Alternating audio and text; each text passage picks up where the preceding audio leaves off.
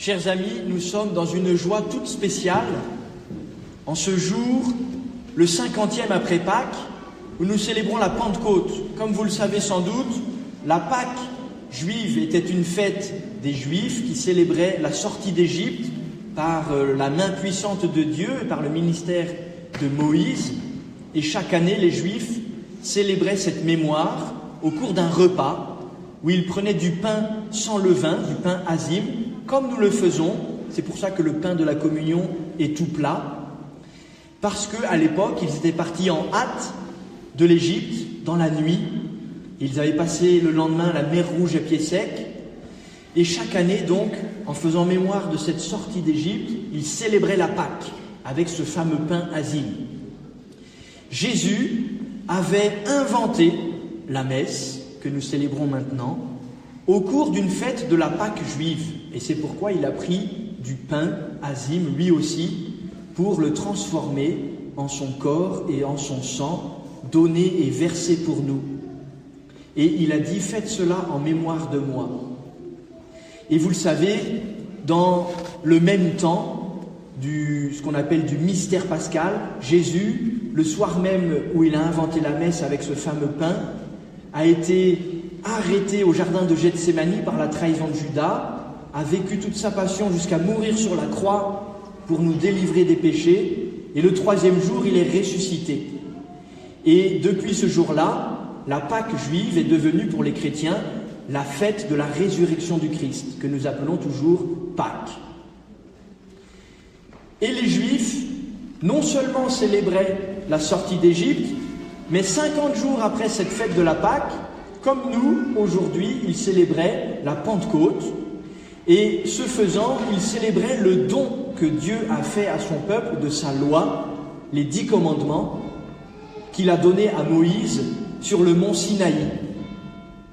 Et chaque année, les Juifs se retrouvaient à Jérusalem, 50 jours après la Pâque, pour célébrer le don de la loi.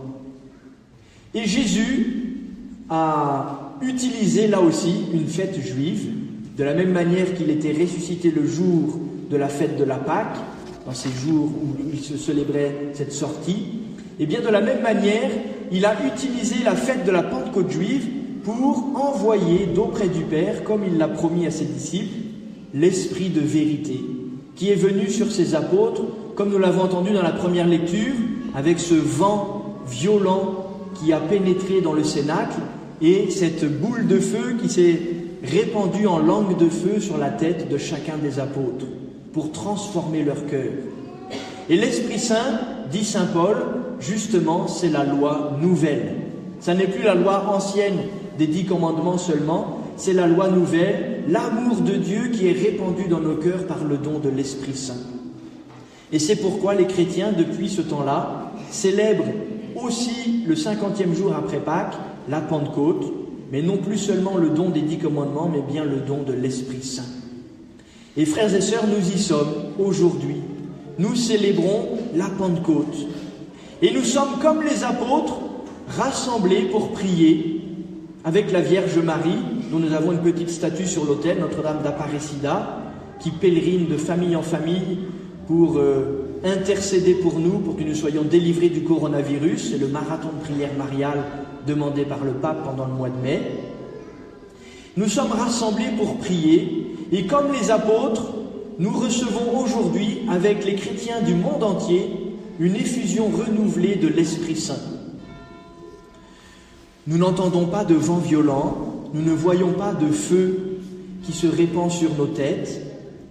Ça, c'était le miracle initial de la naissance de la prédication des apôtres.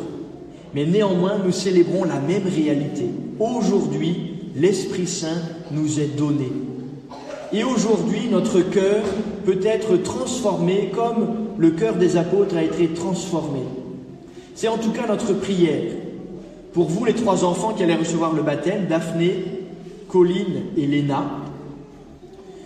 Et pour vous aussi, les triples x3, les 9 qui allaient recevoir aujourd'hui pour la première fois de votre vie, l'Eucharistie. Vous allez recevoir en communion à Jésus dans son corps, dans son sang, dans son âme et dans sa divinité, vous allez recevoir, vous aussi, une effusion nouvelle de l'Esprit Saint. Et avec vous, Cassandre, David et Mathis, Clarisse, Chloé, Clément, Victor, Alizé et Manel, nous demandons que l'Esprit Saint nous renouvelle, nous transforme. Alors, essayons de voir qu'est-ce que fait l'Esprit Saint en nous, en quelques mots. Puisque ça a déjà été dit, je vais simplement les répéter, ces mots de saint Paul. Mais d'abord, la première transformation, c'est que l'Esprit Saint nous rend ivres de joie.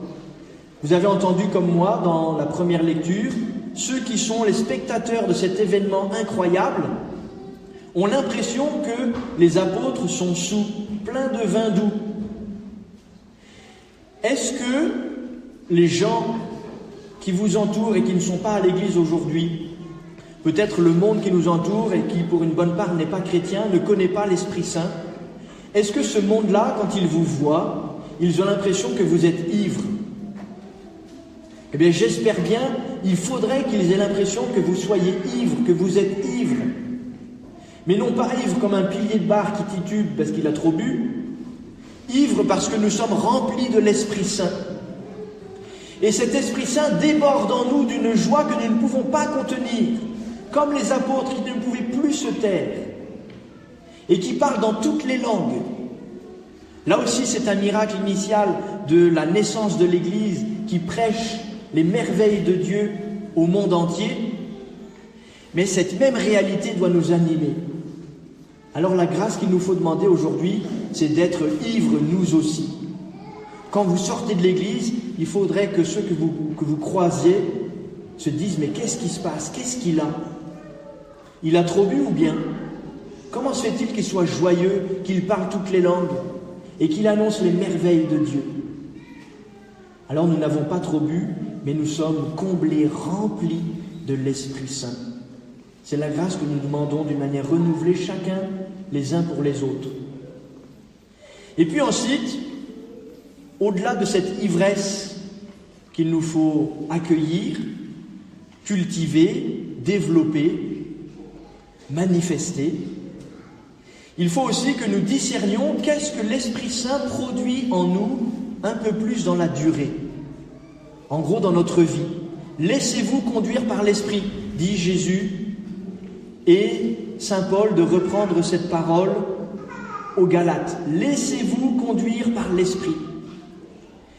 Et l'Esprit Saint, voici le fruit qu'il produit.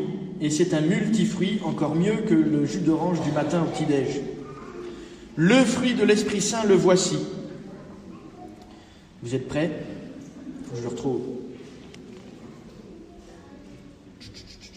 Amour, joie, paix, patience, bonté, bienveillance, fidélité, douceur et maîtrise de soi. Vous voulez savoir si l'Esprit Saint vous anime? Vous regardez le fruit de l'Esprit Saint. Est-ce que vous êtes doux? Est-ce que vous vous maîtrisez vous-même? Est-ce que vous êtes rempli de foi et de fidélité? Est-ce que vous êtes bienveillant? Est-ce que vous êtes rempli d'amour? Est-ce que vous avez confiance dans les autres, en vous-même, en Dieu? Est-ce que vous êtes dans la joie, dans la paix? Le fruit de l'Esprit Saint, c'est ça qui doit nous animer, c'est ça qui doit nous aider à discerner vers quoi nous devons nous rendre, ce que nous devons choisir, à quoi nous devons renoncer. Par exemple, David qui se demande s'il va être prêtre un jour, c'est au pif, hein, mais on ne sait jamais, ça pourrait arriver. Eh bien, le jour où tu réfléchiras, qu'est-ce que je veux faire de ma vie? Tu réfléchis, tiens, et si j'étais prêtre? Et si jamais ça te met de l'amour, de la joie, de la paix, de la confiance? Eh bien, au-delà des mécontentements superficiels de ta maman, tu peux être sûr que c'est l'Esprit Saint qui te conduit. C'est un exemple.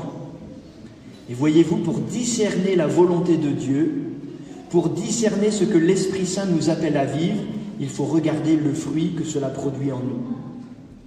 Et au contraire, ne passons pas trop vite non plus sur la litanie des fruits pourris que sont les péchés, dont nous sommes les victimes, dont nous sommes trop souvent aussi les complices.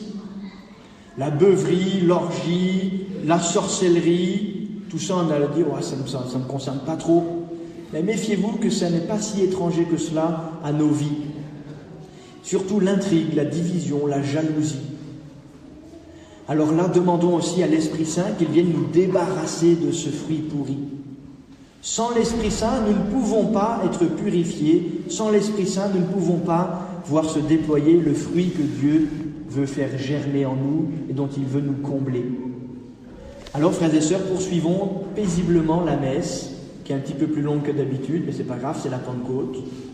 Et demandons vraiment, non seulement pour vous les enfants, mais pour nous tous ici présents, et pour l'Église tout entière dans le monde entier, que nous nous laissions conduire par l'Esprit.